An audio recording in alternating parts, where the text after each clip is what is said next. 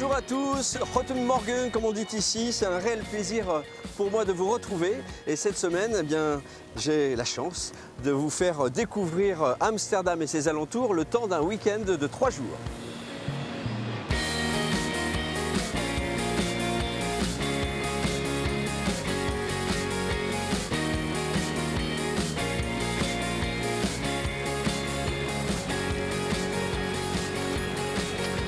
La capitale néerlandaise est réputée pour son patrimoine culturel, ses musées notamment, aussi pour son système élaboré de canaux qui peut accueillir des milliers de bateaux, et également pour son architecture, avec ses maisons étroites à pignons qui datent du XVIIe siècle, l'héritage de l'âge d'or de la ville.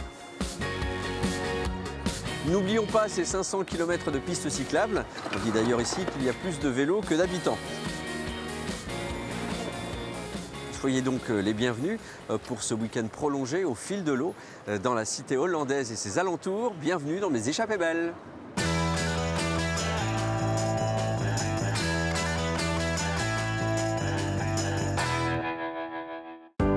À Amsterdam, Tu peux admirer la magnifique vue d'angle. Et quand tu t'allonges sur le lit, c'est comme si tu flottais sur l'eau. C'est pas mal du tout. un week-end qui rime avec découverte. 80 à 85% des fleurs à bulbes dans le monde viennent des Pays-Bas. Donc nous sommes le plus gros producteur de bulbes de tulipes. Ici, le futur, c'est maintenant. Le challenge, c'était de construire un bateau uniquement avec des déchets plastiques. Je voulais faire quelque chose de positif pour l'environnement. Et aujourd'hui, on en a 12. Un peu de bon sens, Une chose dans la nature, c'est l'espace. Ici, les bœufs ont beaucoup d'espace. Ce qu'on essaie, c'est de faire une étable pensée à partir de l'animal. et des idées révolutionnaires. Je vois les quartiers flottants comme une opportunité pour régler le problème du manque de logement. C'est aussi une façon intelligente de construire des habitations à l'épreuve du futur. Pour Jérôme Pitorin, Je pense que chaque client qui vient au restaurant veut goûter un morceau d'Amsterdam. Bon, moi je veux goûter là, j'en peux plus. un week-end foisonnant. Le mouton de Drenthe, c'est le premier mouton qui est apparu en Europe 4000 ans avant Jésus-Christ. Nous voulons conserver cette race car c'est une espèce rare. Je regarde la farine pour voir si elle est moulue correctement. J'ai découvert ce métier et vraiment j'ai adoré. J'espère faire ça toute ma vie. Et je n'ai qu'une chose à te dire, profite de ton week-end à Amsterdam. Ah ben je pense que ce sera le cas.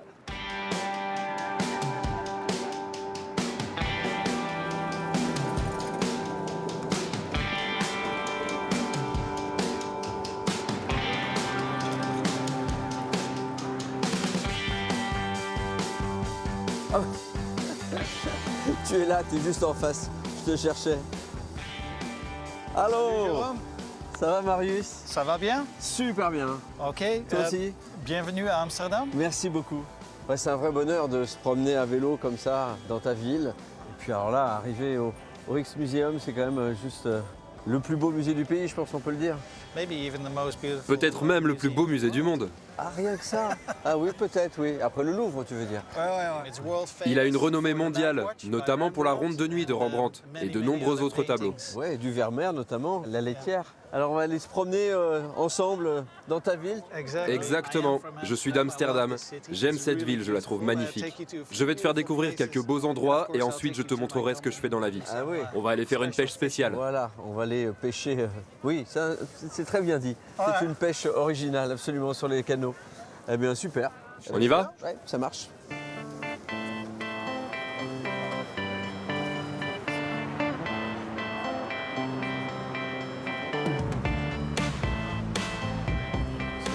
Au fond, c'est le musée Van Gogh. Et à côté, le musée d'art moderne, Ok. qui ressemble à une baignoire géante.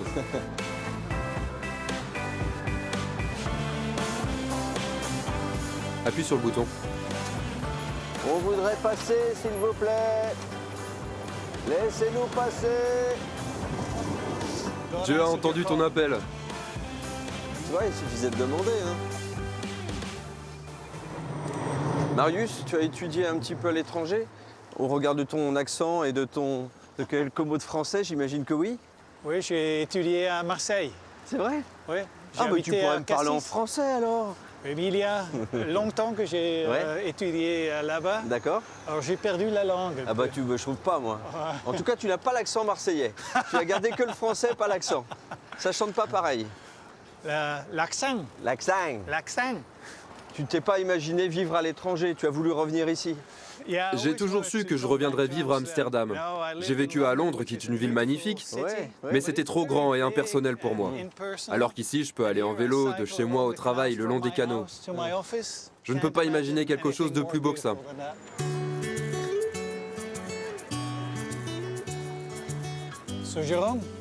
Jérôme, je voudrais te montrer mon église préférée, ici à Amsterdam. D'accord. C'est l'église de Westerkerk, qui est une ancienne église protestante. Ah ouais, le clocher est superbe. Au XVIIe siècle, c'est la religion protestante qui était dominante ici, alors que le catholicisme était interdit, mais pas d'une façon trop sévère. Les catholiques devaient seulement prier dans des églises cachées, alors que les protestants, eux, avaient de belles églises comme celle-là. Voilà, donc qui domine et qui trône ici. Alors aujourd'hui, quelle est la situation religieuse du pays? D'accord. Aujourd'hui, les proportions sont les mêmes avec d'autres branches du christianisme. Mais surtout, une majorité des Hollandais sont athées de nos jours. Oui, c'est ça. La religion est beaucoup moins populaire.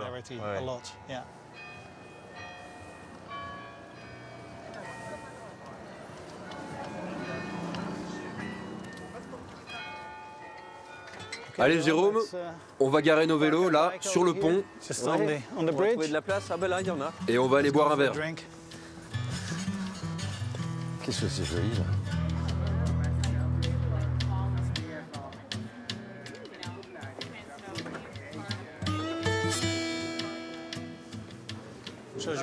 Jérôme, voici un café brun, typique d'Amsterdam.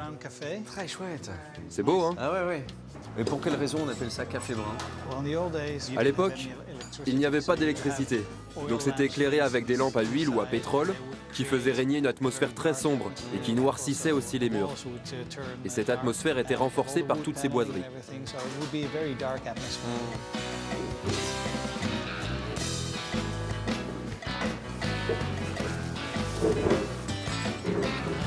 Dankjewel.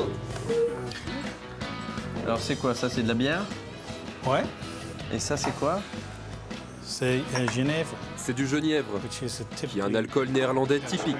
Ah oui, c'est rabord, hein? À remplir jusqu'au bord. Après une bonne journée de travail, tu en bois un ou deux comme ça relaxe. Certainement. Voilà. Mais moi je préfère le prendre avec modération quand même. Santé. Parce que je suis au début de mon voyage, j'ai envie de voir plein de choses ici.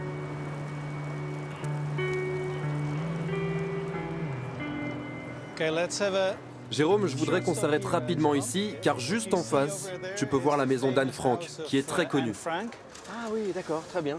Anne Frank était une adolescente pendant la Seconde Guerre mondiale.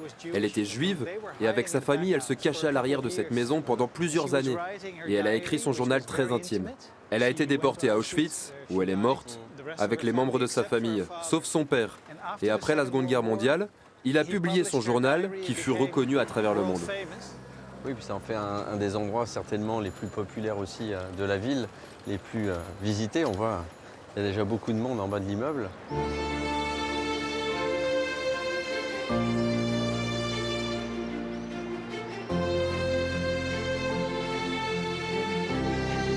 Les canaux d'Amsterdam s'étirent sur plus de 100 km. Creusés d'est en ouest, en arc de cercle, ils sont le symbole du génie des constructeurs hollandais du XVIIe siècle. Leur tracé suit la course du soleil qui éclaire chaque maison grâce à la réflexion de ses rayons dans l'eau. Les canaux sont une prouesse architecturale qui suscite depuis toujours l'admiration des visiteurs. Regardez les magnifiques scintillements sur l'eau. Ce que je suggère, c'est que vous vous arrêtiez pour faire des prises de vue au grand angle et que vous profitiez des lieux. Et ensuite, vous allez chercher des petits détails. Cela peut être des maisons qui sont penchées, une très jolie fenêtre. Et de cette façon, vous allez pouvoir montrer ce qu'est Amsterdam d'après vos propres photos. Pour Charlotte, Amsterdam se dévoile au fil de l'eau. Photographe, elle organise des phototours avec comme thématique les canaux. Eh bien, ce ne serait définitivement pas Amsterdam sans ces canaux. Les canaux à Amsterdam sont assez différents du reste des canaux qu'on peut trouver aux Pays-Bas. Ils sont tellement variés parce que vous pouvez trouver des canaux très larges et d'autres qui ont des architectures très différentes.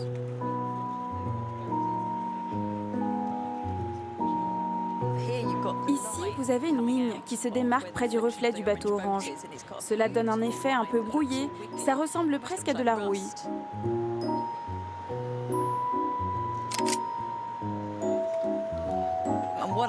Ce que j'aime, c'est la façon dont tout se reflète sur les canaux.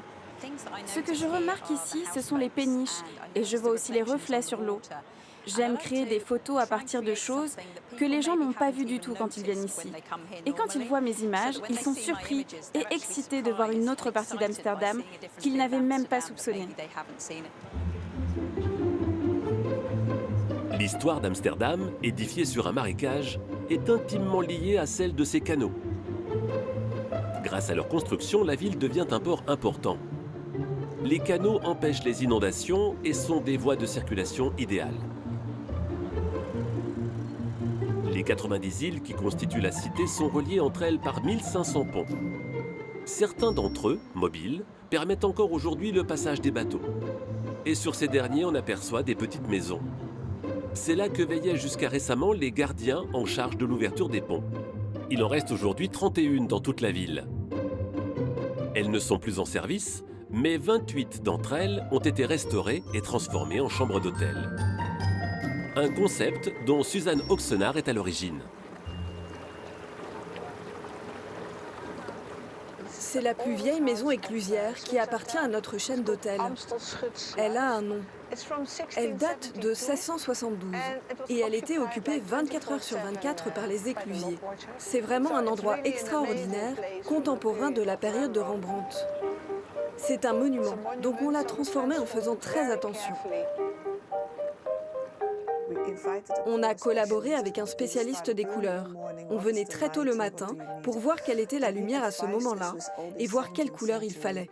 Il nous a conseillé d'utiliser les couleurs du XVIIe siècle pour ramener l'atmosphère de cette période. Cette maison a fonctionné pendant tellement longtemps et ce que vous pouvez toujours voir à l'intérieur, sous une cloche de verre, c'est le tableau de commande qui est encore utilisé de nos jours par les éclusiers quand c'est nécessaire. Les maisons rénovées par Suzanne et son équipe datent de différentes époques. Toutes racontent à travers leur architecture l'histoire de ces canaux devenus un modèle pour les urbanistes du monde entier. Au Moyen-Âge, il y avait la rivière Amstel. C'est là que les gens ont commencé à construire. Ils ont créé une digue, appelée la digue de la mer. Et à partir de là, la ville s'est développée avec des canaux, des ponts. Et bien sûr, déjà à cette époque, des maisons-ponts. Car on était à l'entrée de la ville. Ici, vous pouvez voir une de nos maisons-ponts. Dans ces maisons, il y avait habituellement 2 gardiens qui travaillaient très tôt le matin jusqu'à tard le soir. C'est eux qui ouvraient la ville.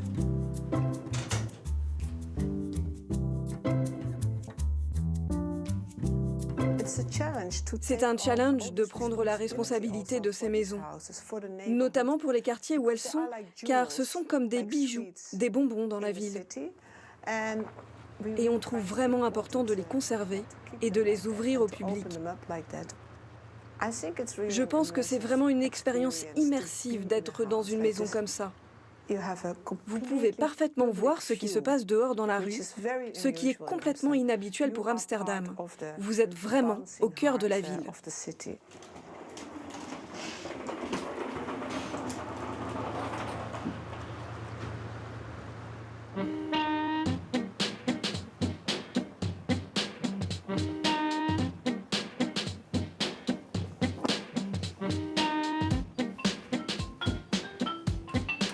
Allô, c'est Jérôme? Absolument, Jérôme. Oh, bienvenue Jérôme. Enchanté, donc Suzanne alors. Oui, c'est ça. Je suis Suzanne, bienvenue. Bon, c'est moi qui ai réservé pour le week-end. Bienvenue dans la maison flottante. Et par là, voici ta suite, la Rembrandt, qui est la plus belle suite de la maison. Super, merci beaucoup. Tu peux admirer la magnifique vue d'angle. Et quand tu t'allonges sur le lit, c'est comme si tu flottais sur l'eau. C'est pas mal du tout. Tu sais, je vis de l'autre côté du bateau. Si tu as besoin de quoi que ce soit, frappe à ma porte ou envoie-moi un message. Et je serai ravie de t'aider. Et je n'ai qu'une chose à te dire, profite de ton week-end à Amsterdam. Ah ben, je pense que ce sera le cas. Bon, merci en tout cas de ton accueil, Suzanne. À plus tard.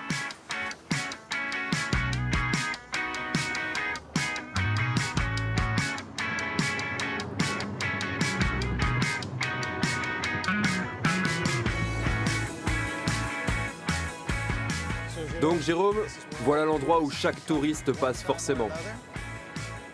C'est Dam Square, qui a toujours été le cœur d'Amsterdam. Alors là, on a derrière nous le palais. Oui, aujourd'hui c'est le palais royal, mais avant c'était la mairie. Ah oui, d'accord.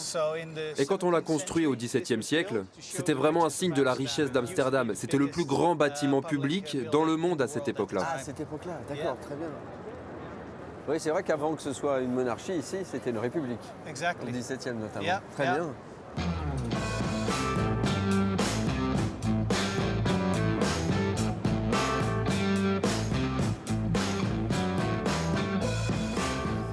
Je me souviens de m'être fait expliquer que la taille des immeubles et surtout leur largeur dépendait...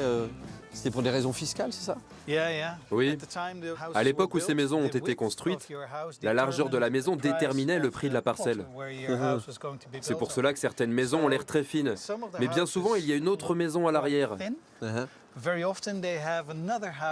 Car les terrains sont très profonds. Ce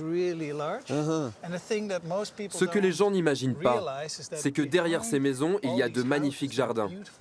Ah oui? Parce que ces maisons sur le canal ont été construites en blocs, qui renferment en leur centre de sublimes jardins cachés.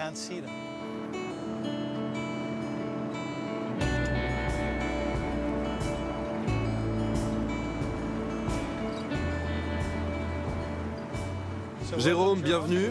C'est mon entreprise, Plastic Whale, la baleine en plastique. Nous allons partir à la pêche au plastique. Thank you. Super. Jérôme, nice to meet you. Also, nice to meet you. Otto. Yep. Tu peux m'appeler Okay, Capitaine Captain Tempête. Allez, on largue des amarres. On part à l'abordage des déchets et des canaux. Et donc tout ça, ce sont tes bateaux alors? Oui, j'ai commencé avec un et on s'est vite développé. Tu as commencé il y a combien de temps à faire ce type de ramassage? L'aventure Plastic Whale a commencé il y a 11 ans. Ah oui. Le challenge, c'était de construire un bateau uniquement avec des déchets plastiques, alors que je n'y connaissais rien, ni au plastique, ni au bateau. Mais je voulais faire quelque chose de positif pour l'environnement. Je voulais lutter contre la pollution plastique. Donc j'ai dit, s'il vous plaît, aidez-moi à construire des bateaux avec nos déchets plastiques. C'est incroyable. Et au bout de 3 ans, on a construit notre premier bateau, et aujourd'hui on en a 12. Et donc les gens qui participent à ces ramassages, ce sont des touristes essentiellement, des gens de la ville?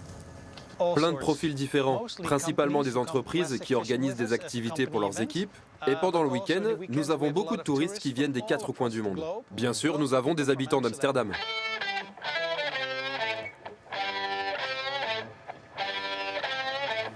Bon, Jérôme, on commence la pêche au plastique? Allez, allons-y.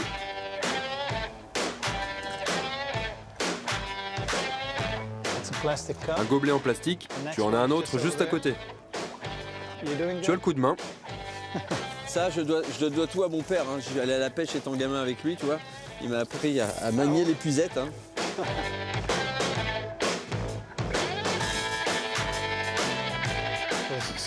Et un pack de bière de 6. Le nom de cette bière, c'est le nom de la rivière. Tu vois, c'est quand même un cycle très étrange.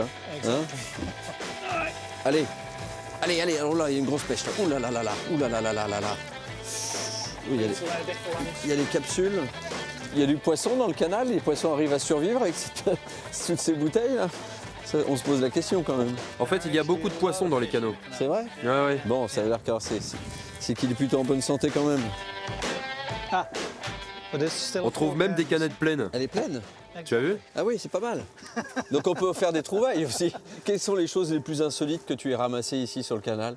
Un jour, on a pêché un sac rempli de billets de banque, mais on s'est rendu compte que c'était simplement des faux billets. Et j'imagine que le nombre de vélos qui doivent se trouver au fond du canal, c'est Des milliers. Ah oui, ça doit être dingue. Cette pêche-là, c'est la municipalité qui s'en charge. Et ils récupèrent vraiment des milliers de vélos chaque année. Ah, c'est l'endroit où je vais dormir ce week-end. Il y a Suzanne! Coucou Jérôme.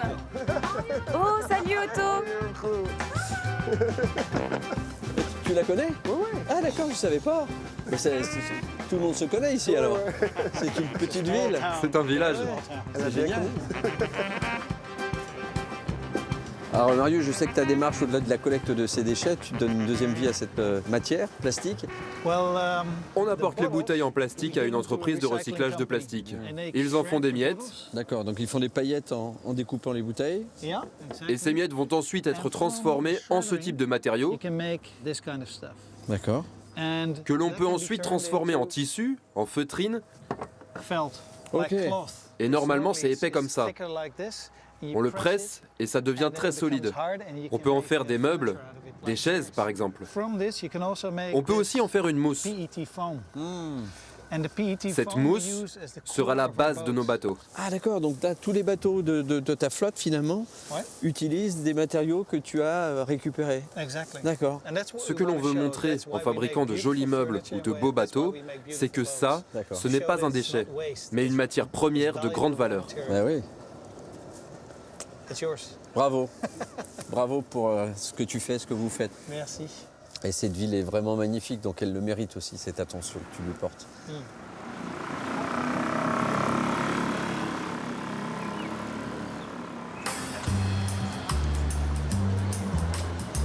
Aux Pays-Bas, l'eau est partout. Elle couvre 1/5 de la surface totale du pays. Omniprésente, cette dernière façonne depuis toujours la vie de ses habitants.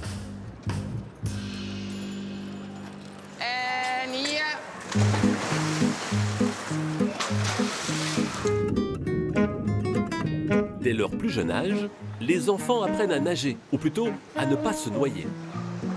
Allez, passe sous le tapis. Les cours de natation entièrement habillés font partie du cursus classique des petits Néerlandais dès l'âge de 4 ans. Oui, c'est bien. C'est important quand on tombe dans l'eau d'apprendre à réussir à nager pour se mettre sur le côté. Et aussi à rester calme jusqu'à ce que les secours arrivent. Et tout ça avec tes vêtements, bien sûr. Je trouve ça lourd, mais après un certain temps, on s'y habitue. Allez, les 3 suivants, prêts pour la roulade, c'est parti. L'État hollandais a mis en place ses cours anti-noyade en 1996.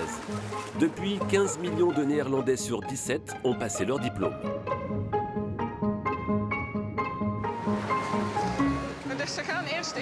Ils commencent par plonger, après ils nagent sous l'eau, et puis ils doivent ressortir par ce trou.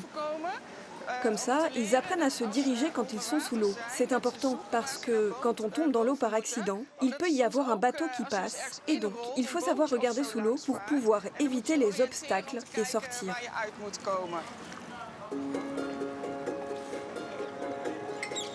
Un quart des Pays-Bas se situe sous le niveau de la mer. Une particularité dont les Hollandais ont su tirer parti.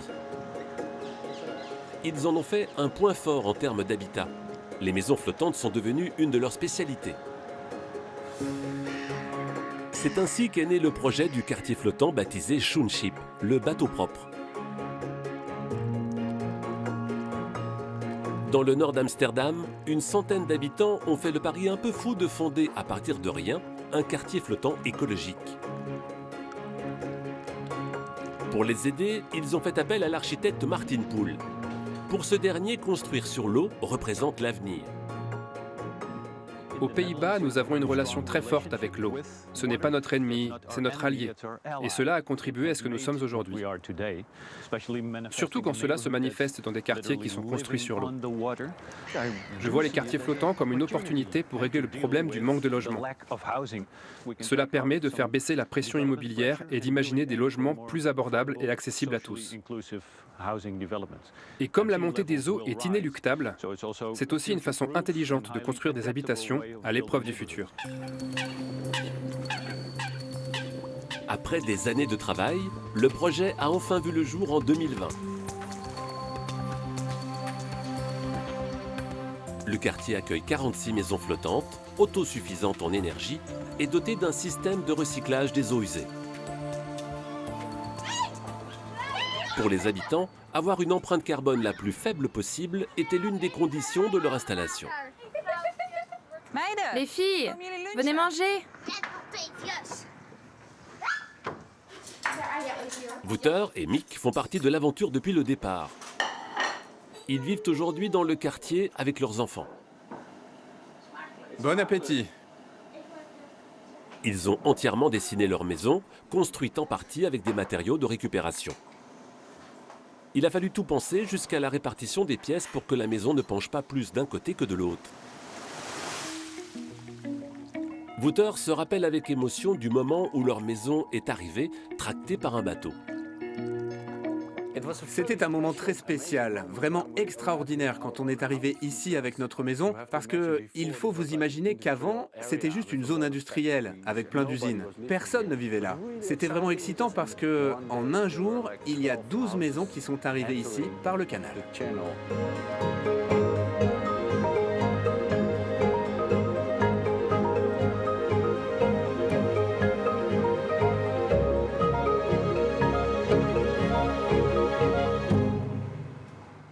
Pour la famille, vivre sur l'eau est un rêve devenu réalité. On adore l'idée de vivre sur l'eau parce que la vue est très ouverte. On a dessiné les plans de notre maison pour avoir vraiment la meilleure vue. Et ce qui est très agréable, c'est que la lumière se réverbère sur l'eau et éclaire la maison, ce qui la rend très très lumineuse. L'impression que vous avez quand vous vivez sur l'eau, c'est d'être plus libre. Quand il y a beaucoup de vent, toute la maison tangue. Donc c'est aussi une aventure de vivre sur l'eau. On est un peu comme sur une île, notre île paradisiaque. En habitant ce quartier flottant, le couple espère ouvrir la voie pour les générations futures.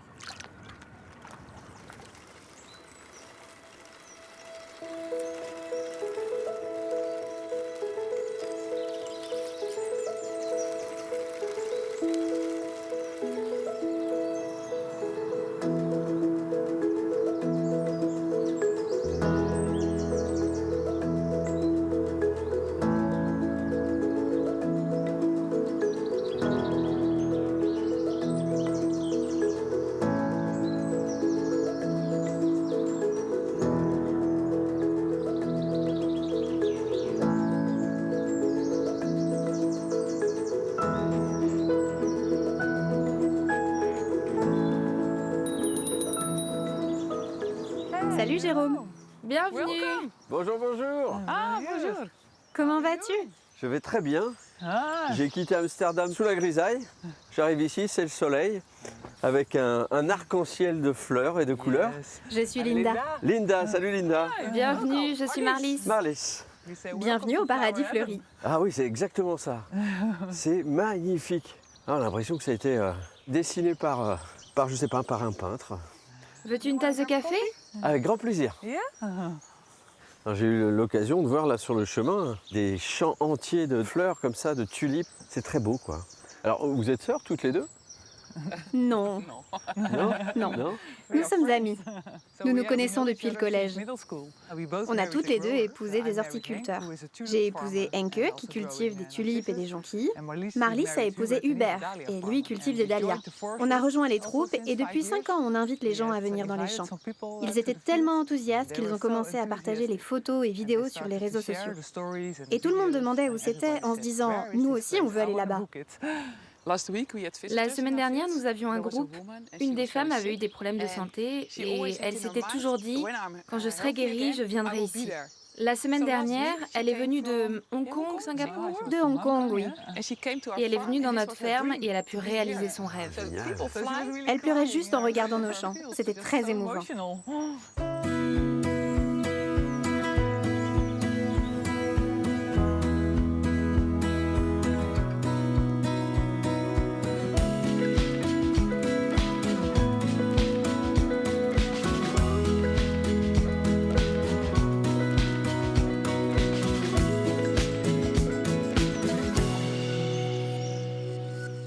Il me semble que la tulipe, elle n'est pas originaire de Hollande. Elle vient d'où, la tulipe?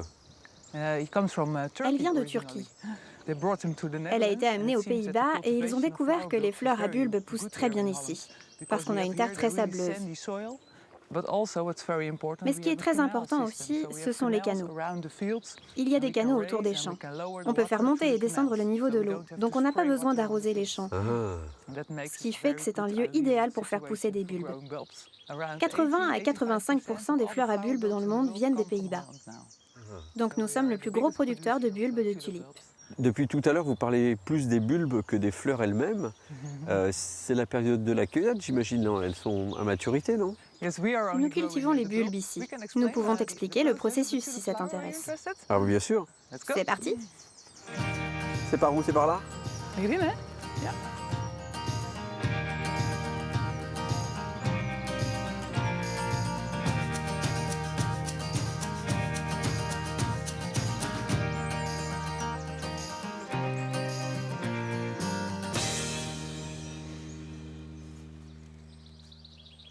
Oula.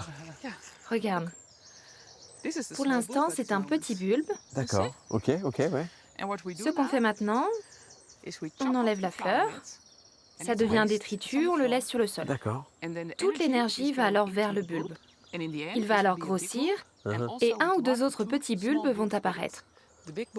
Le gros bulbe, nous le vendons et les petits, nous les replantons pour obtenir les prochaines tulipes.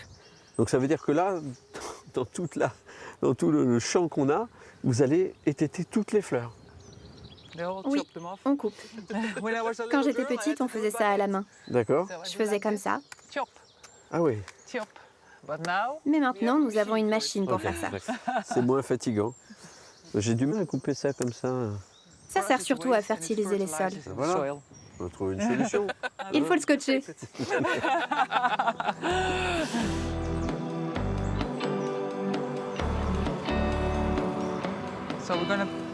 On va aller faire un bouquet pour faire une séance photo avec 2 de nos filles. Ce sera pour notre site internet.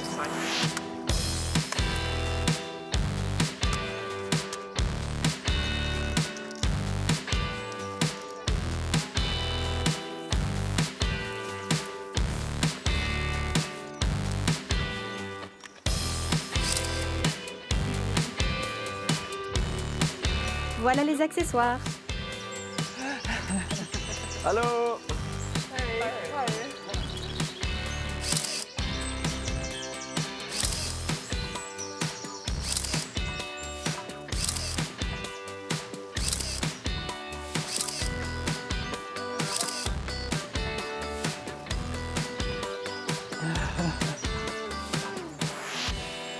C'est une histoire de famille alors, hein?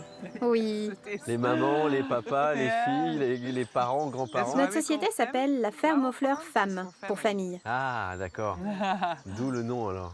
C'est aussi pour la touche féminine. Ah oui, en effet, t'as raison. Famille et féminin. Vous pouvez mettre toutes les fleurs ensemble, les jeter en l'air, les suivre avec vos yeux et ensuite me regarder. Et quand elles tombent, regardez-moi s'il vous plaît. 1, 2, 3.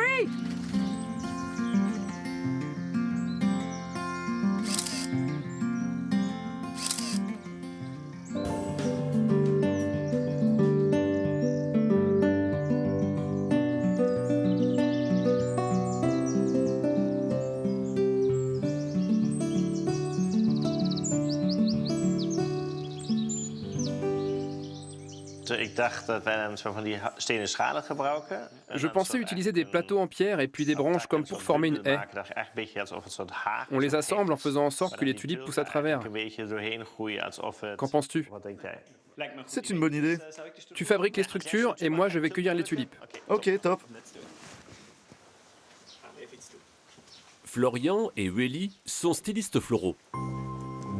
Aujourd'hui, ils s'essayent à la création d'un bouquet qui viendra orner les tables d'un dîner de prestige. Et cette fois, ils ont décidé de mettre la tulipe à l'honneur.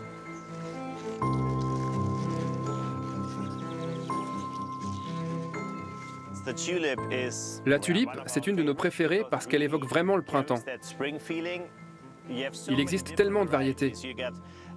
Vous avez celles qui ont des têtes pointues, les perroquets qui ressemblent à des plumes. La tulipe est une fleur très riche que l'on peut utiliser dans tous nos arrangements si on veut. Les designers ont fait de leur petit bout de campagne un jardin d'Éden. C'est là, au milieu des fleurs, qu'ils puisent leur inspiration. Je crois que pour Willy et moi, c'est très important de vivre proche de la nature, dans le sens où on peut se ressourcer. Et il y a de si belles couleurs, tellement de fleurs incroyables autour de nous. C'est inspirant pour nous de voir comment les choses vont ensemble, poussent ensemble. Nous, on essaye juste de présenter la nature de la manière la plus belle qui soit. Ce n'est pas juste un boulot, c'est vraiment une façon de vivre.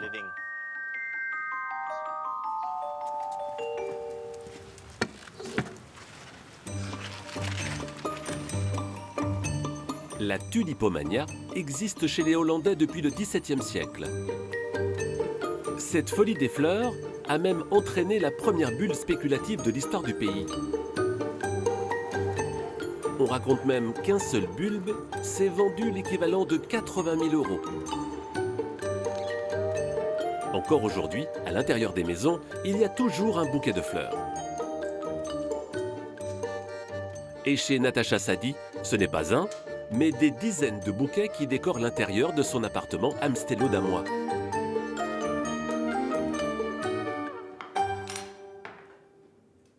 Un amour des fleurs qui a amené cette ancienne styliste de robes de mariée à se reconvertir. Aujourd'hui, Natacha fabrique des fleurs en sucre pour les décorations culinaires. Cette tulipe perroquet en face de moi, avec plein de rides et une texture incroyable, est parfaite pour être recréée en sucre.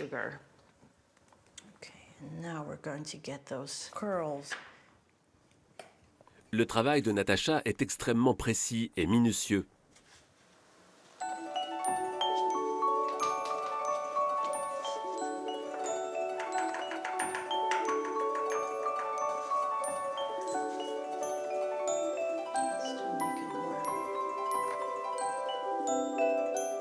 Je fais vivre les fleurs grâce aux couleurs. L'intérieur du pétale est une des choses les plus importantes parce que comme ça, de tous les angles, on va la voir éclatante de couleurs. Il lui aura fallu des années d'observation des fleurs pour arriver au résultat qu'elle obtient aujourd'hui. Natacha s'inspire des bouquets de fleurs représentés dans les tableaux des maîtres de la peinture flamande. Et pour immortaliser ses créations, elle les photographie.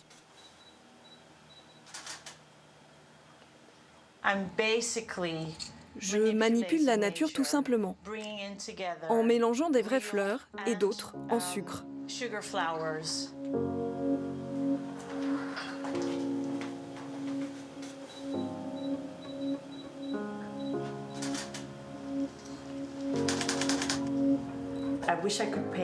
J'aimerais savoir peindre comme ces peintres du siècle d'or, où tous ces maîtres recréaient ces bouquets énormes. La plupart du temps, les fleurs qu'ils peignaient n'étaient pas disponibles au même moment, mais on les voit ensemble. Ce que je fais, c'est un peu la même chose que ce qu'ils faisaient au XVIIe siècle.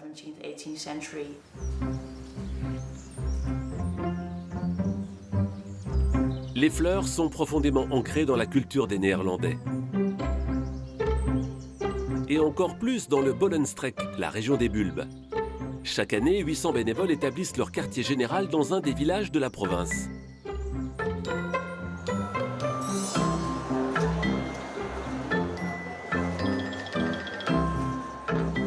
Dans un immense hangar, il décore une quarantaine de chars avec des milliers de fleurs fraîches offertes par les paysans de la région.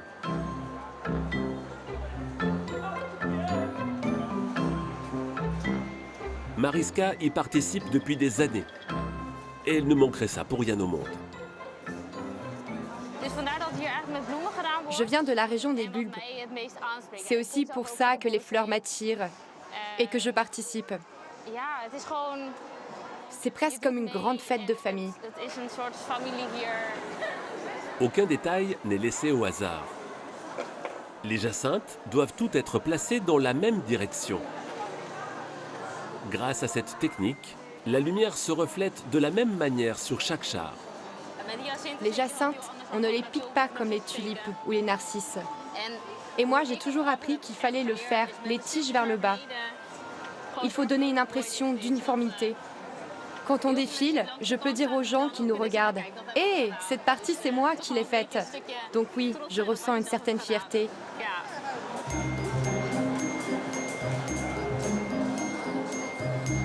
Après avoir travaillé pendant 2 jours et 2 nuits, la décoration des chars est terminée.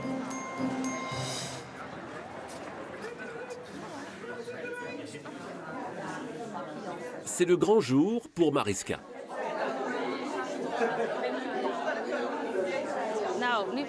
Là, je suis complètement prête.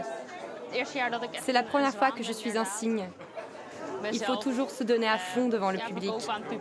Une fois qu'on rentre dans le costume, on est vraiment dans un rôle.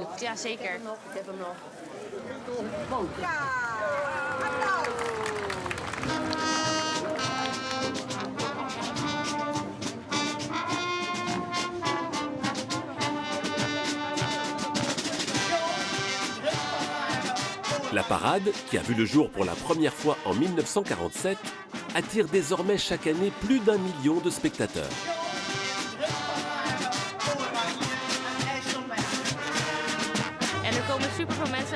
Il y a plein de gens qui viennent de différents pays pour venir admirer la parade de fleurs. Et moi, je suis en réalité très fière de pouvoir en faire partie.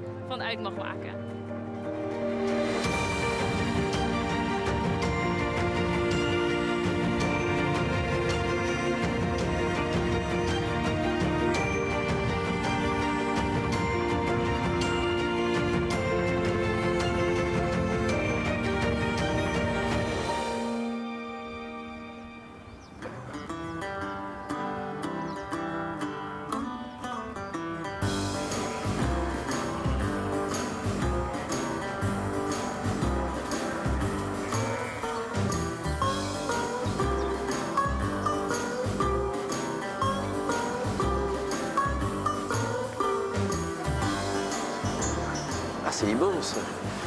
Les moutons, les vaches, les cochons, les poules, il y a tout ici. Hein. Luc, allô?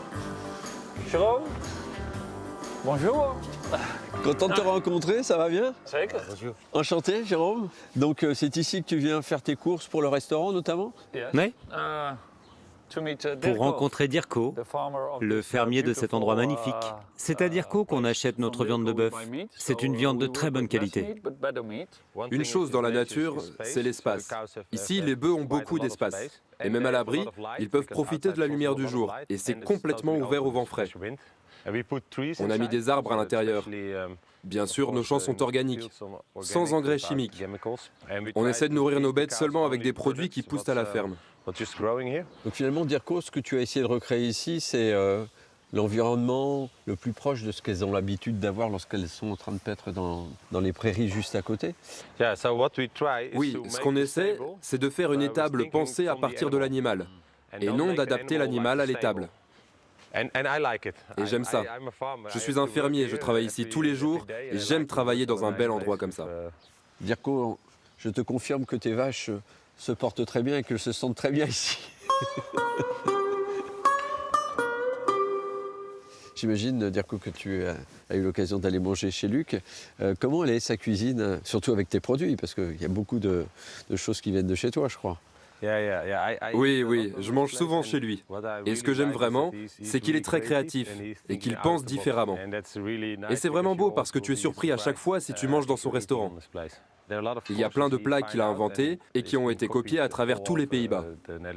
D'accord. Mais en fin de compte, il a été le premier à le faire de cette manière. C'est une belle reconnaissance en tout cas. Bon, ça donne encore plus envie d'aller cuisiner tout ça. Ouais. Il y a aussi beaucoup de légumes. Et aujourd'hui, on va cuisiner de la betterave au restaurant. Donc achetons de la betterave. Merci Dirko et bravo pour ta démarche. À la prochaine.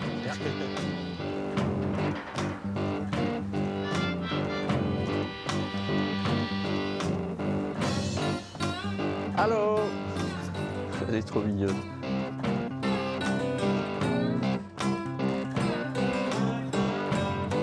Donc toi, tu viens régulièrement ici, t'approvisionner en quoi? En légumes, en viande?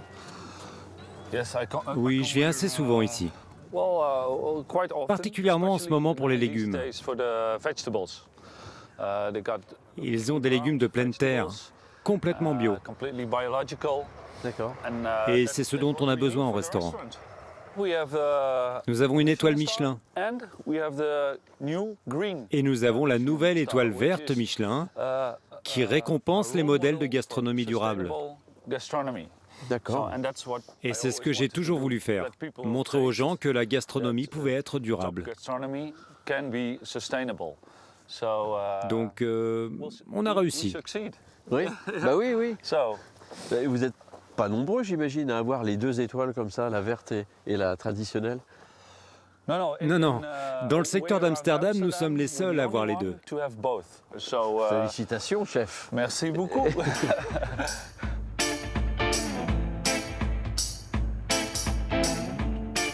Ah ben voilà. Tout ça, c'est de la betterave. J'utilise les petites aussi. Cette taille-là, ça va? Oui, on a besoin des feuilles aussi, pour le plat. Ok, on ne perd rien. Là, on a des jumelles. Hein. Ah oui. Donc ça, c'est de la betterave batave. Betterave batave, c'est ça. Pour le plat qu'on veut faire, on a besoin de plus grosses. Ok. On va les prendre au magasin. D'accord. J'ai hâte de goûter ça alors.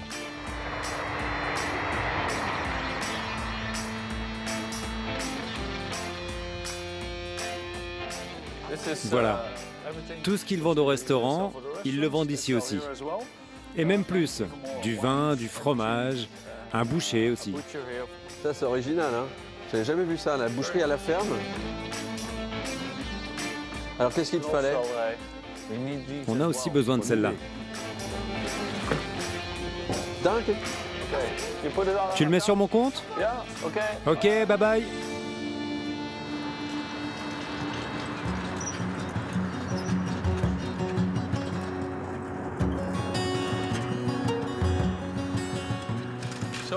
Nous y voilà. Ça y est, on est arrivé? Ah! C'est ici. Super, j'aime beaucoup, hein. Le chou-fleur à la place du cerveau. On comprend tout de suite l'état d'esprit du restaurant. Bienvenue au Bolenius. Merci. Bolenius, ça veut dire quoi? Bolenius, c'est le nom de jeune fille de ma mère. Oh. C'est un bon nom pour un restaurant. Et elle l'a bien aimé aussi. Ouais, c'est un bel hommage en tout cas. Ouais. Ah, c'est une cuisine ouverte sur la salle, super. Voilà, changé. Impeccable. Alors qu'est-ce que c'est que ça? C'est de la tapenade? C'est quoi? Non. Pardon, excuse-moi, ça ressemble un peu. Ou une pâte d'anchois, c'est quoi? De l'argile. On prend de l'argile qu'on mélange avec du sel de mer pour une préparation influencée par les saveurs de la terre. On prend la betterave, on la pose dedans,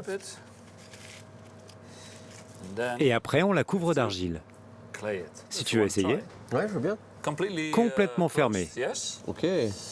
Faut que ce soit bien hermétique. Hein. Oui. Je sais pas si tu as vu comme j'étais très, très argile de mes mains. Est-ce que je referme complètement? Non. Ok. On laisse comme ça. Très bien. Comme ça. Okay. Très bien. Okay. Ah, j'ai 15 ans de céramique derrière moi. Hein. Attention. Hein.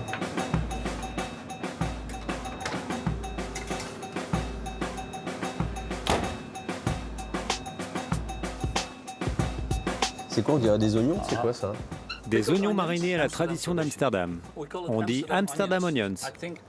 Je pense que chaque client qui vient au Bolenus veut goûter un morceau d'Amsterdam. D'accord. J'aimerais te faire goûter un morceau d'Amsterdam.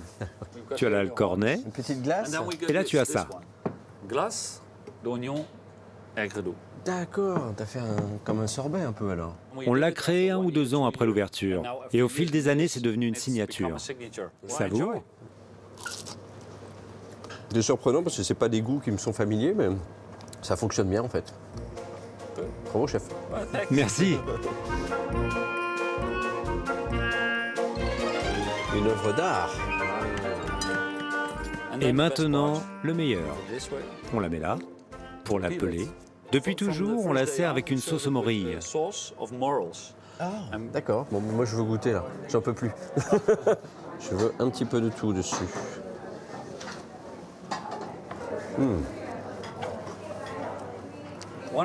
Une des épices intéressantes à connaître, c'est vraiment le café. On utilise du café pour renforcer le goût des morilles. Très très réussi, bravo. Bravo. Je pense que ta maman, elle doit être fière maintenant, déjà, d'avoir un restaurant qui porte son nom, mais surtout un restaurant reconnu et de voir ton travail. Oui, elle est très fière. Elle ne le dit pas souvent, mais elle l'est. C'est l'essentiel. Merci Luc. Bravo pour ton talent et ta créativité. Merci. Ouais.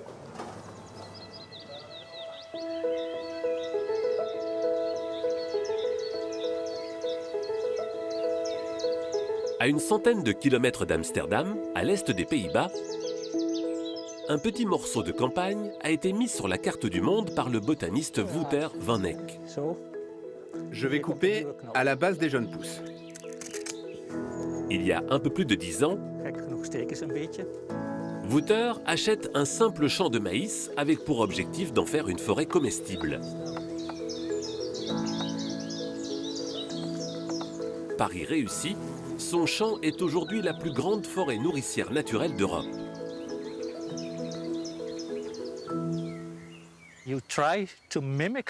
On essaye d'imiter le fonctionnement d'une forêt naturelle. On a des grands arbres, des arbres de taille moyenne et des arbustes. Donc, on a vraiment réfléchi à créer une sorte de communauté de plantes qui s'apportent des choses les unes aux autres pour ensemble être plus fertiles et donc plus productives. Dans cette forêt, les plantes poussent sans aucune intervention humaine. Les arbres n'ont pas besoin de nous. Nous avons besoin des arbres.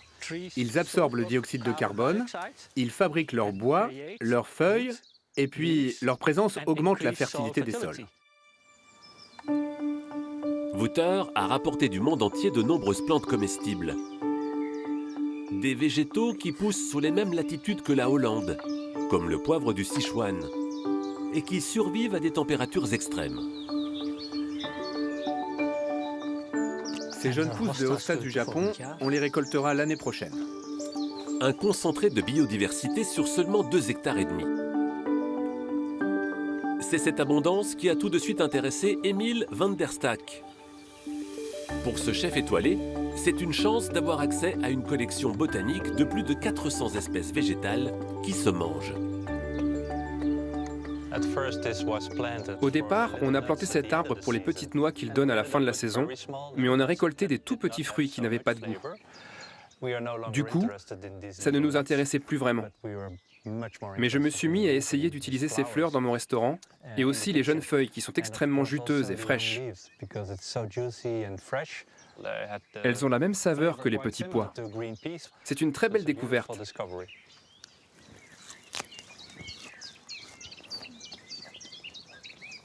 C'est très bon. Quand j'ai rencontré Wouter il y a 8 ans, je ne voulais pas le suivre dans sa forêt. C'était en novembre, il pleuvait, mais Wouter a commencé à parler de comment la nature fonctionne, et ses propos ont tellement résonné en moi, j'ai été vraiment inspiré par sa forêt. J'étais même ennuyé de ne pas avoir eu l'idée moi-même. Je viens ici toutes les semaines, et ensemble, nous cherchons comment utiliser toutes ces plantes magnifiques. C'est ce que nous faisons ici, et ce que nous adorons faire. La forêt se trouve à quelques kilomètres seulement du restaurant d'Emile. Et bien entendu, ce dernier fait le déplacement à vélo. La démarche du restaurant est complètement liée à l'environnement. C'est impossible pour moi de prendre une voiture qui fonctionne à l'essence. Et puis, ça m'oblige à faire du sport. Mon travail est très prenant, donc il faut rester en forme mentalement et physiquement. Prendre son vélo, c'est aussi une bonne manière de se relaxer, et puis, évidemment, ça fait partie de la culture néerlandaise.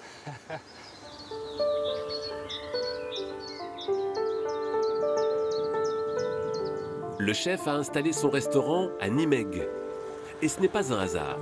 La ville est considérée comme une des plus écologiques des Pays-Bas. C'est dans ses cuisines qu'il imagine, à la manière d'un alchimiste des temps modernes, ses nouvelles recettes. Avec comme base les plantes de la forêt de Wouter. Ici, on a l'herbe du diable qu'on vient de récolter.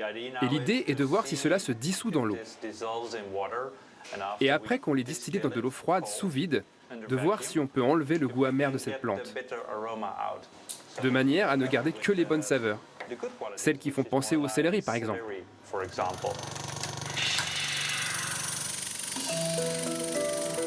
Le restaurant d'Emile van der Stack prend parfois des allures de laboratoire. Mesurer la température de l'eau et le pH des plantes font partie de la routine quotidienne. Dans les cuisines, on fermente, on macère les plantes fraîchement récoltées. Je collabore avec un microbiologiste qui m'aide à comprendre ce qui se passe pendant nos expériences. C'est sur le long terme que de temps en temps, on a une victoire que l'on peut célébrer et qu'on applique dans nos recettes en cuisine. Mais la plupart du temps, cela échoue et on recommence à zéro.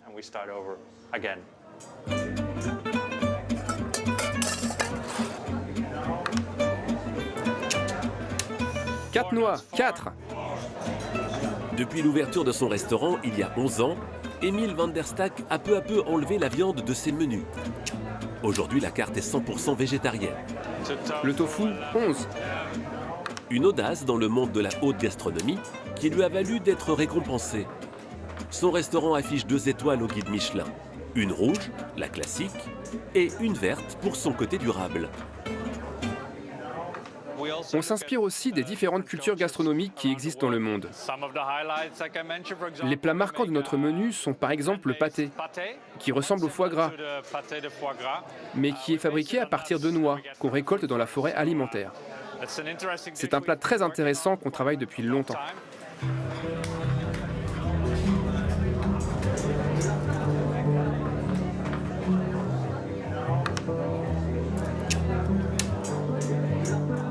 Le futur de la gastronomie, ce sont les plantes. Donc avec le temps, on a évolué. On est devenu un restaurant végétarien quasiment vegan. Mais cela n'est pas arrivé en un jour.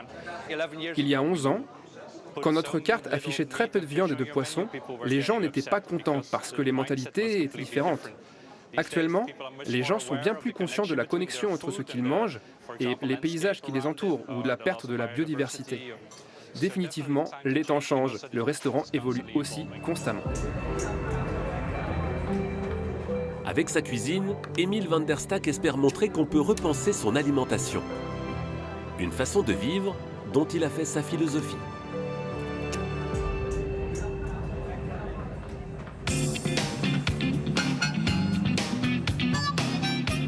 Attention! Hop là! Allô, allô! Salut Jérôme. Salut! Comment ça va? Ça va, Inc, et toi? Je suis très content de te rencontrer. Oui, moi aussi. Et très content d'être aussi là au musée maritime. Tu vas me raconter plein de belles histoires. Je vais te montrer plein de choses sur ce musée maritime. Ouais? C'est un musée tellement plaisant et un si bel immeuble.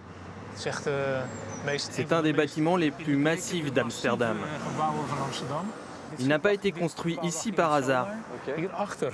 Derrière, il y avait les chantiers navals le long de ce canal. Et c'est aussi ici qu'habitaient les ouvriers qui y travaillaient. Tu veux aller faire un tour pour visiter le musée? Allez, allez! Oh, c'est super! C'était l'arsenal de la compagnie néerlandaise des Indes orientales. Ce n'est pas l'aspect original. Le toit a été rajouté en 2007, lors de la rénovation du musée. Avant, c'était ouvert. Je regardais le sol pendant que tu me parlais. Oui. Il y a des interstices là. On voit que c'est creux en dessous. Pour quelle raison? Une chose très importante ici, c'était l'eau potable. On récupérait l'eau de pluie en bas dans des bassins tout-terrain. Grâce à des pompes, on pouvait puiser l'eau et la mettre dans des barils en bois qu'on chargeait sur les bateaux pour les voyages. D'accord. D'où te vient cette passion, cet intérêt pour la marine, l'histoire maritime de ton pays, les bateaux? Je vis moi-même sur un bateau, une péniche. Je fais aussi de la voile. Et ce qui m'a aussi toujours fasciné, c'est l'immensité de la mer. Et le fait qu'avec des petits bateaux, on était prêt à traverser les océans. Je voudrais te montrer la galerie du musée maintenant.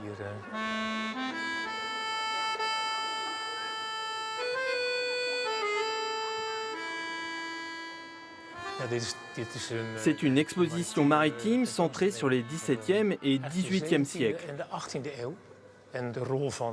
Elle montre le rôle des Pays-Bas dans la lutte pour la domination du commerce mondial. Ouais, c'est une vraie puissance militaire et commerciale. Oui, absolument. Là, on voit très bien d'ailleurs sur ces toiles. Ça, c'est la bataille de Gibraltar. Les Néerlandais se battent ici contre les Espagnols. Les Espagnols avaient une flotte bien plus importante, mais les Néerlandais ont gagné cette bataille. Ça, c'est le pavillon des Pays-Bas. Belle toile, hein. J'ai envie de dire même c'est canon. Hein.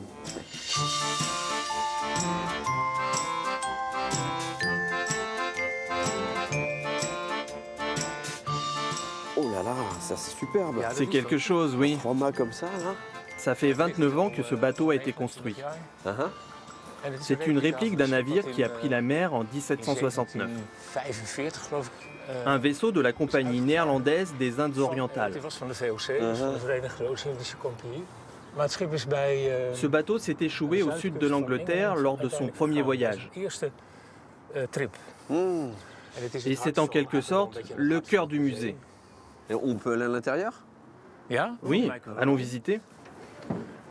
Entre. Pardon.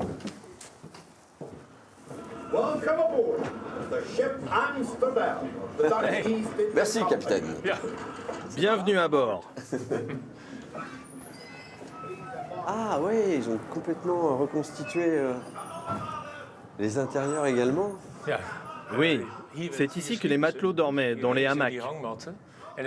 On y stockait aussi des bagages.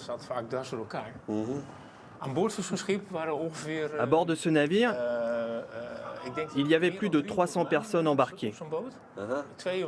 200 membres d'équipage, environ 130 militaires qui s'occupaient des canons. Ouais, pour protéger les marchandises, il y avait souvent des biens précieux sur ces bateaux-là. Oui.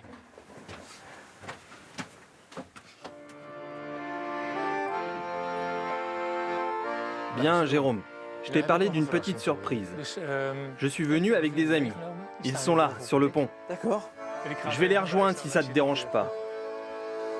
Aan de kaai van het IJ steekt een dronken toerist. In de verte de bom, gehuld in de mist. Het water dat klotst en vertelt van de tijden. Van jonge matrozen en lichte meiden. Gezang van de schepen die daar zijn gelegen. Zeelui die dwalen door sloppen en stegen. Op zoek naar het bier in een kroeg waar men lacht. Denken aan huis waar een lief op hen wacht. De haven van Amsterdam. Waar ik ooit met mijn schip aankwam. Mij verloor in de mooiste dromen. Vol van verlangen weer terug te komen. De haven van Amsterdam. Waar ik ooit met mijn schip aankwam. Mij verloor in de mooiste dromen. Vol van verlangen weer terug te komen. Wauw. Oh, merci beaucoup. Dank u wel.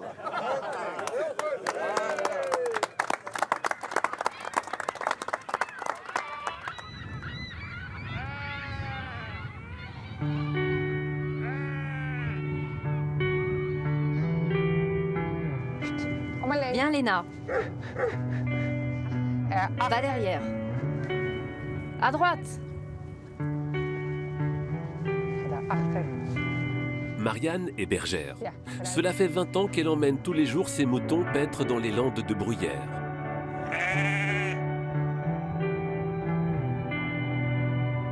Un paysage inattendu à 2 heures de route d'Amsterdam. Et pour cause, les landes ont presque totalement disparu des Pays-Bas. Un paysage aujourd'hui protégé. Et Marianne a pour mission de le conserver grâce à ses moutons. Une race qui, elle aussi, était pratiquement éteinte.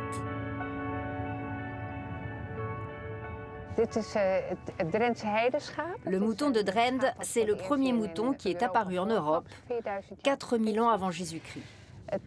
Nous voulons conserver cette race car c'est une espèce rare. C'est un type de mouton qui est tout à fait adapté pour l'entretien de ce paysage. On dit que les moutons de Drenthe ont des bouches et des pattes en or parce qu'ils sont très précautionneux et qu'ils marchent délicatement. Va derrière. Marianne n'a pas toujours été bergère. Elle a beaucoup voyagé avant de trouver son coin de paradis.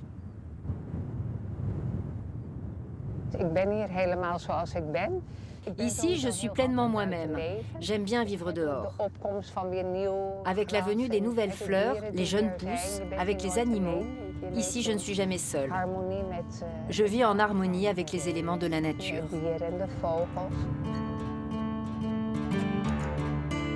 Marianne a contribué à faire connaître le mouton de Drenthe. Et depuis quelques années, sa laine est à nouveau utilisée par les artisans.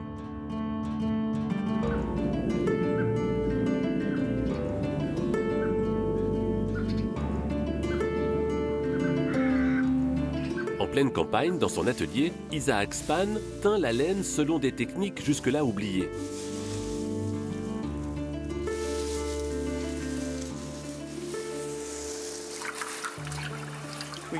On utilise des peaux d'oignon qui donnent une couleur jaune pâle à orange. On utilise du calendula qui vient de notre ferme.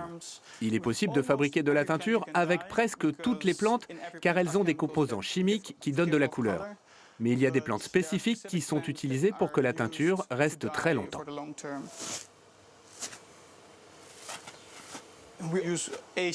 On utilise d'anciennes recettes extraites de vieux manuscrits qui datent du XVIe siècle. On mixe les anciennes techniques avec des nouvelles, car on invente aussi nos propres recettes et nos propres façons de travailler.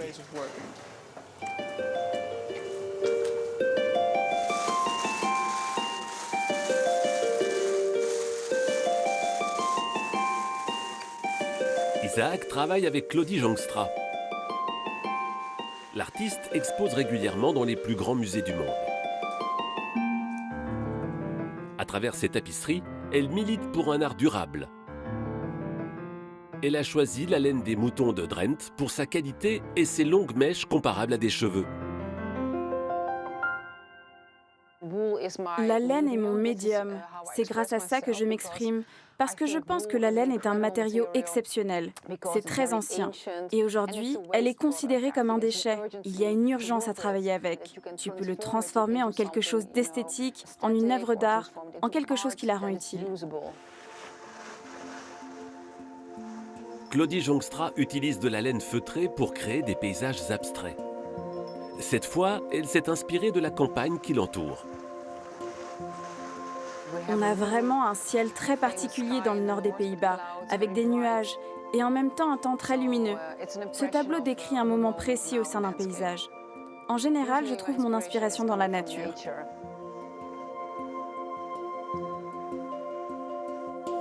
Il y a un an, Claudie a imaginé une de ses œuvres les plus monumentales, le Guernica de l'écologie. Et aujourd'hui, avec son équipe, elle le prépare pour sa prochaine exposition. Là, on est en train de rouler le Guernica de l'écologie. C'est très minimaliste en termes de couleurs. Ici, dans le nord, l'agriculture est complètement tournée vers la monoculture. Il n'y a pas de fleurs dans les champs. Cette tapisserie est en réaction à ce que ce type d'agriculture nous apporte de négatif.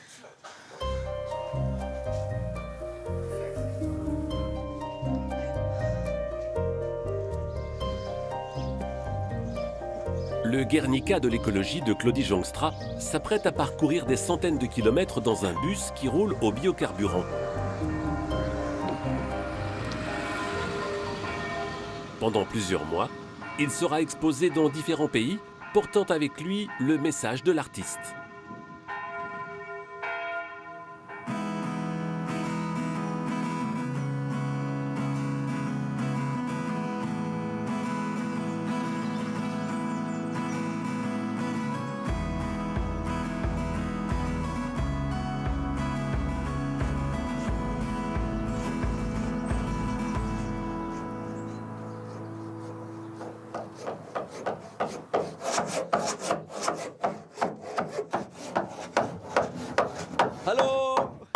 Hey Jérôme, bienvenue à Return. Merci. Et bienvenue à l'atelier des barges. Super, ravi d'être là. Hoi, Jeroen. Ça va bien? Welkom in Gideon. Yann. Jeroen. Jeroen, c'est un peu comme Jérôme, hein? Oui, c'est à peu près pareil. Magnifique. Oui, ils sont super. Ils tiennent bien chaud, surtout l'hiver. C'est vrai? Oui, c'est génial. Ils sont usés, je dois bientôt en acheter de nouveaux. Mais c'est très confortable. Donc là, vous êtes en train de travailler sur un des bateaux traditionnels. Là, j'ai vu qu'il y en avait pas mal. Oui, c'est une barge typique de Return. Ces bateaux sont spécialement fabriqués pour cette région. Ils sont plats et étroits pour passer dans les canaux. Avant, chaque paysan devait avoir un tel bateau pour pouvoir travailler, pour aller chercher les vaches sur les terres, pour aller les traire. La construction de ces barges est en baisse. Elle continue d'exister, mais elle fait partie de ces artisanats qui sont lentement en train de disparaître. Ces bateaux sont construits dans notre famille depuis 11 générations. Ah oui. Et d'ailleurs, nous sommes dans un vieil hangar. Cet hangar a plus de 260 ans. C'est pour ça qu'on se tourne vers le tourisme et peut-être faire un musée. Combien de temps vous mettez à faire un bateau de cette taille-là? 360 heures par travailleur environ, en comptant peinture et tout ce qui va avec. C'est très très beau. Bravo. Merci beaucoup. On va aller naviguer avec la barge. Avec grand plaisir. Et à tout à l'heure alors.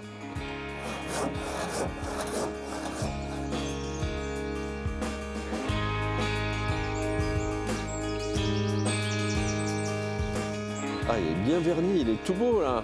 Oui, voilà la barge.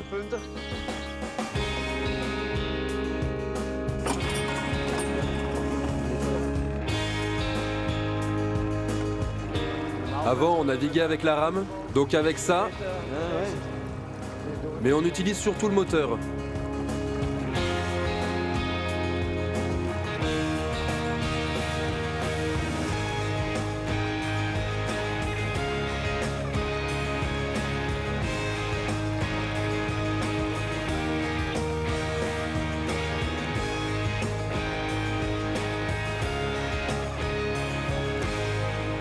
Elles sont très belles vos maisons avec les toits de chaume comme ça. Hein. On dirait presque un décor de cinéma. Et chaque maison est différente dans sa forme en fait. Et je trouve que ça apporte une variété. Chaque maison est unique et est sur une petite île. Elle est entourée de canaux et derrière le grand lac. Ici, il n'y a pas de route. Il y a des chemins pour les piétons. Donc la barge, c'est la voiture de Return. Tout doit être transporté par bateau. En fait, les canons ont été creusés pour les tourbières et pour acheminer la tourbe sur le grand lac. C'est la raison pour laquelle les canaux et les petits ponts par-dessus les canaux ressemblent à ça. Alors je reviens sur l'architecture des maisons. Ce sont des très très belles demeures. Est-ce qu'il y avait des personnes qui vivaient ici auparavant, étaient des personnes qui étaient fortunées? Non. En soi, Return n'est pas un village riche. Ce sont typiquement des paysans, des pêcheurs, des faucheurs de roseaux.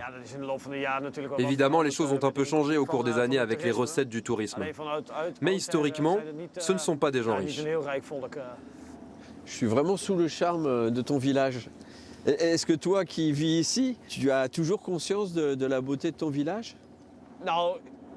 Oui et non. Oui, par exemple, pendant l'hiver, quand on peut patiner sur l'eau gelée.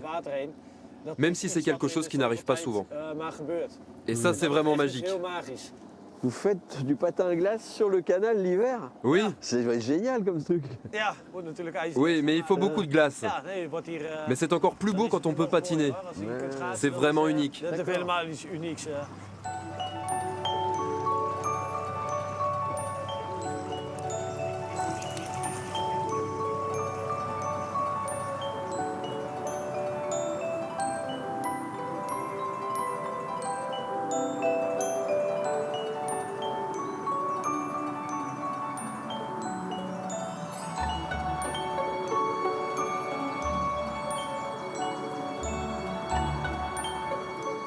Regarde Jérôme, c'est un vieux moulin dont notre région regorge. Il fonctionne encore et permet de faire de la farine. Très très beau. Par contre, il n'y a pas beaucoup de vent. Hein. Il est au repos le moulin.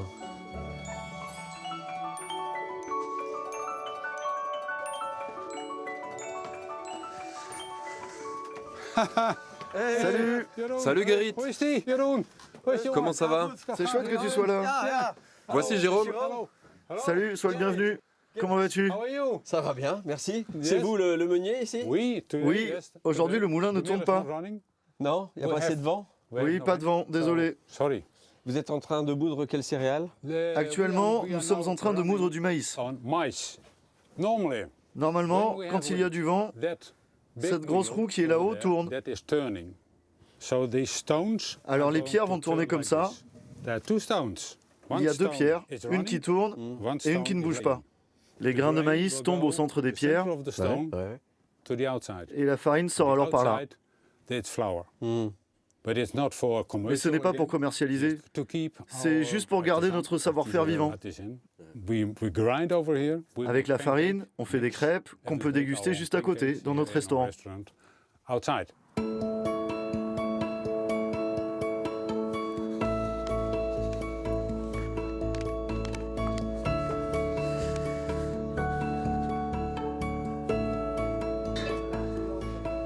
Allô? Allô? Mesdames, bonjour. On aimerait commander 2 délicieuses crêpes. C'est possible, on s'y met. Alors c'est quel type de farine alors là? C'est un mélange de farine. Avec du sarrasin. Oui, du sarrasin.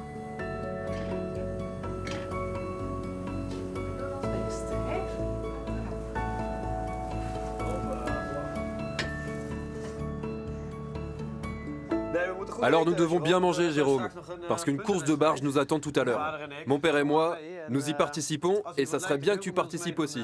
Bah oui, carrément, je veux bien, oui. Donc, faisons une bonne provision de force parce que tout à l'heure, tu seras mis à contribution. D'accord.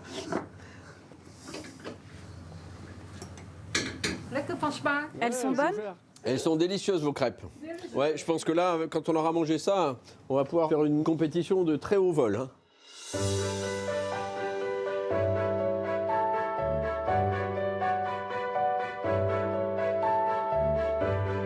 Les moulins font partie du paysage néerlandais. Il en reste plus d'1 millier dans tout le pays.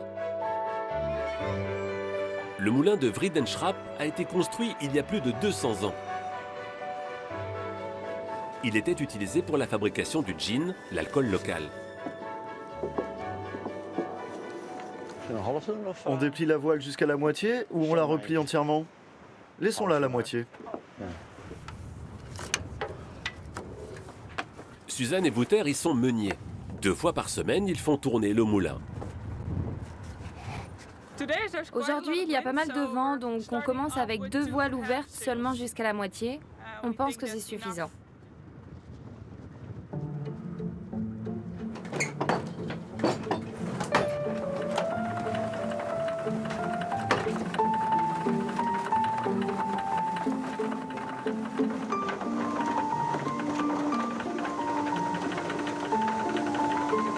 Aujourd'hui, le moulin ne fabrique plus du gin, mais toutes sortes de farines.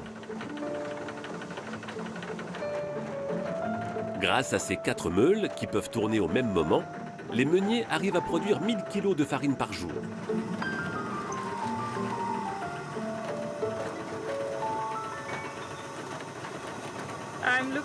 Je regarde la farine pour voir si elle est moulue correctement. Il faut vérifier la qualité plusieurs fois et être sûr que tout va bien. Sinon, il faut changer la vitesse des ailes et la distance entre les pierres. Je commence à avoir de l'expérience, mais je ne peux pas dire que je suis la meilleure meunière. Il faut vraiment pratiquer beaucoup. Suzanne est l'une des rares femmes meunières des Pays-Bas. À 23 ans, c'est aussi une des plus jeunes. Ce n'est pas seulement important que les moulins soient fournis en grains. Il faut qu'on continue à les utiliser et qu'ils soient encore utiles pour les prochaines générations. J'ai découvert ce métier et vraiment j'ai adoré. J'espère faire ça toute ma vie. Je veux vraiment rester ici pour toujours. C'est Wouter qui a formé Suzanne. Ce professeur de géographie à la retraite est maître meunier. Ils ne sont plus que 15 à avoir ce titre aux Pays-Bas. Alors, Wouter se bat pour que ce savoir-faire ne disparaisse pas. Mon père et mon grand-père étaient meuniers. Et quand j'étais jeune, je passais devant ce moulin pendant qu'ils le restauraient et je me disais « Waouh, c'est chouette !» C'est merveilleux de travailler comme on le faisait il y a 100 ans. Et aujourd'hui, pendant les confinements, beaucoup de gens se sont mis à faire leur propre pain. Il n'y avait pas de farine dans les supermarchés, mais nous, on en avait plein. Les gens veulent revenir à des choses simples, et ça, c'est très bien.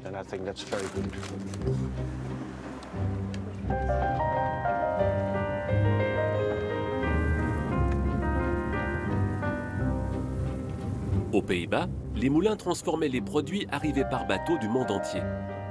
Fabrication de pigments, coupe du bois, les moulins servaient à tout. Mais surtout, ils servaient à pomper l'eau pour assécher les marais grâce à un système de canaux en espalier.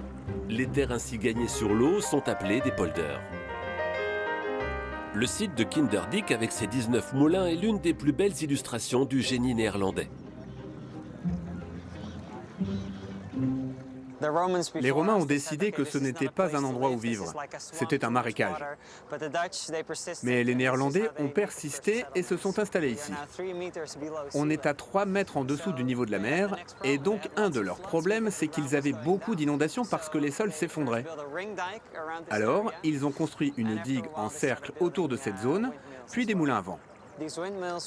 Ces derniers ont été inventés avant même la révolution industrielle, il y a presque 300 ans, et ils fonctionnent toujours.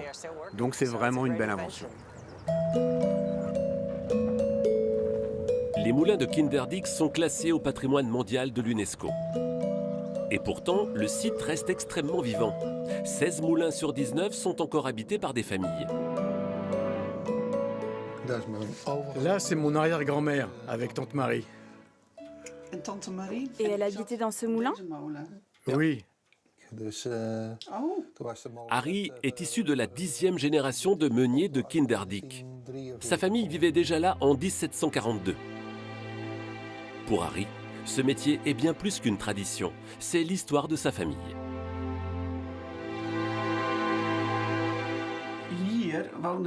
Tes arrière-grands-parents habitaient ici avec 13 enfants.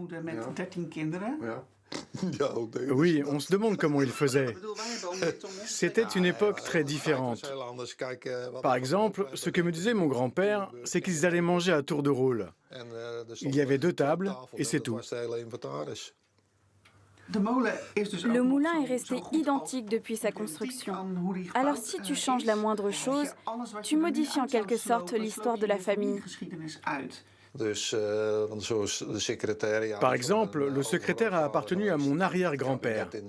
Et le meuble de cabinet dans le couloir date d'au moins 1750. Pour moi, ça fait partie de mon histoire. Cela me rappelle mes ancêtres qui sont nés et qui ont vécu ici. Qu'en penses-tu? Il y a du vent.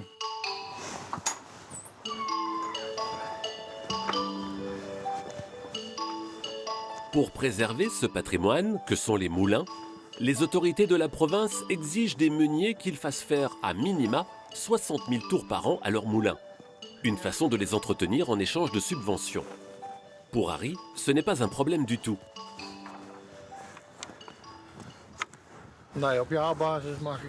En moyenne, j'arrive à 240 000 tours par an. Parfois, c'est un petit peu moins, parce qu'il n'y a pas toujours la même quantité de vent chaque année. Forcément, on est tributaire de la nature. Quand les moulins étaient encore en pleine activité, on avait vraiment élevé au rang d'art le fait de tirer du moulin le meilleur rendement possible. J'aimais ça. Bientôt, Harry et Petra passeront le relais à leurs neveux, perpétuant ainsi la tradition familiale.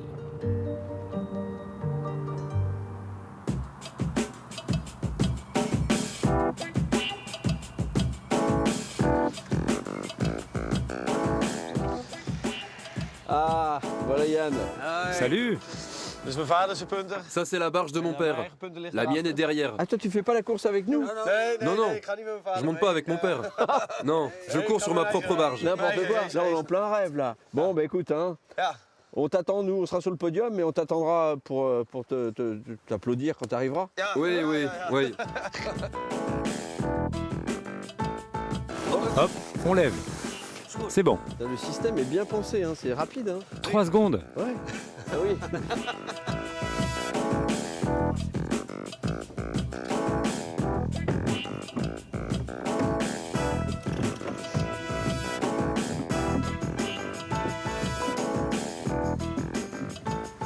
La ligne de départ. Oui. Ça y est, on est en train d'affranchir. Allez, c'est parti.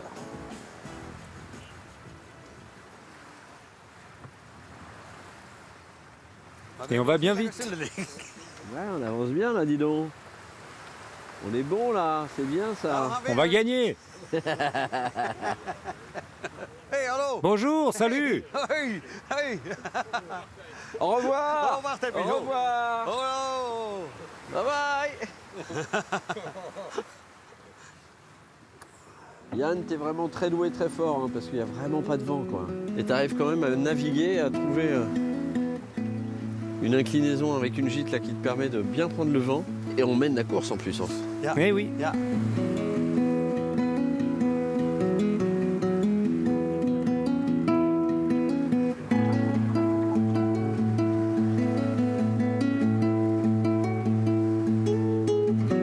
on est en train de se faire rattraper là.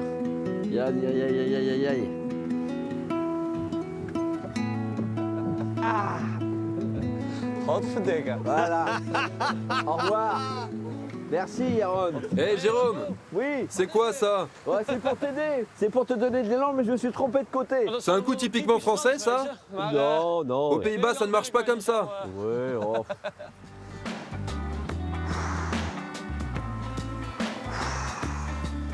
Ça marche pas terrible. Je réessaye.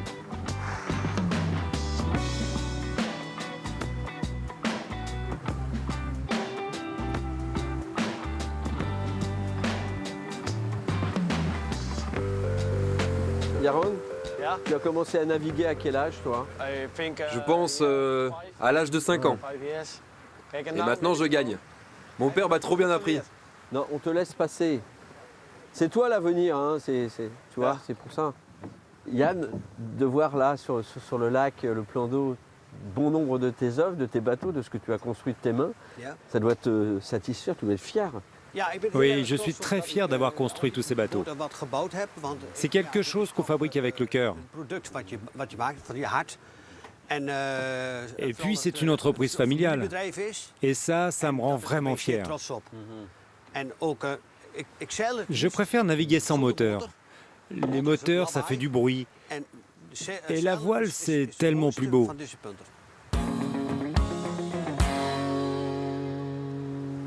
Oh, un instant. Ouais, non, mais là, s'il y a du vent, Le vent vient. Le vent vient. Il arrive de l'autre côté.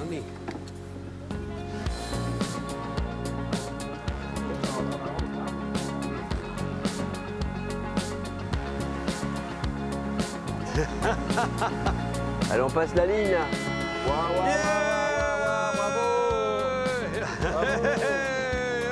Quel succès, encore un succès, c'est formidable. L'avantage, c'est que pour la photo finish, on a le temps de la prendre, la photo, à cette vitesse-là.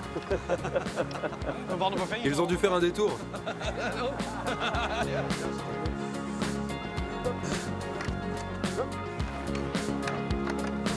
Ah, Giro. Voilà le champion. Bon. La 3e place, hein. Quand tu vas avec mon père, tu es toujours 3e. Il n'y a pas l'air vraiment d'accord. On a été bon. On n'a pas eu assez de vent pour un si grand bateau. Il a gagné facilement en petit bateau. Non, non, c'est très bien. En tout cas, merci à tous les deux. Et longue vie à vous et aux pointeurs. Avec plaisir. Et à vos beaux bateaux. Oui, à la prochaine fois et merci. En bedankt.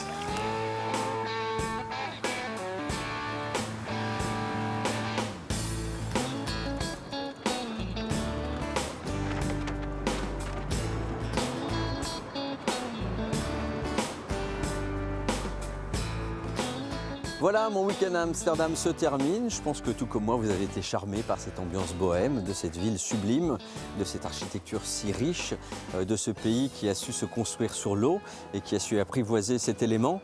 Au-delà même de la capitale hollandaise, j'ai été vraiment happé par ce petit village de Rietorn qui est vraiment assez symbolique finalement de ce pays, ce village posé sur l'eau, ce village avec une architecture assez extraordinaire et puis cette histoire riche autour notamment de sa navigation, de ses bateaux. Voilà, j'espère que vous avez apprécié ce voyage. Je vous dis à très vite pour de nouvelles échappées belles dans d'autres contrées lointaines. Vous pouvez revoir cette émission en replay ou suivre les coulisses de nos tournages sur les réseaux sociaux. Allez, je vous dis à très bientôt. Prenez soin de vous. Bye bye. J'ai un petit peu de route pour rentrer chez moi. À bientôt.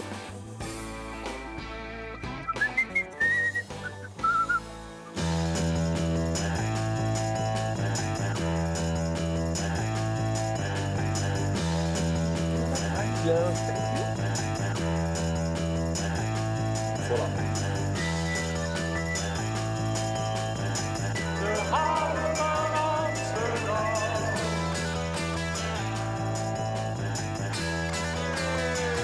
Quel succès, encore un succès, c'est formidable.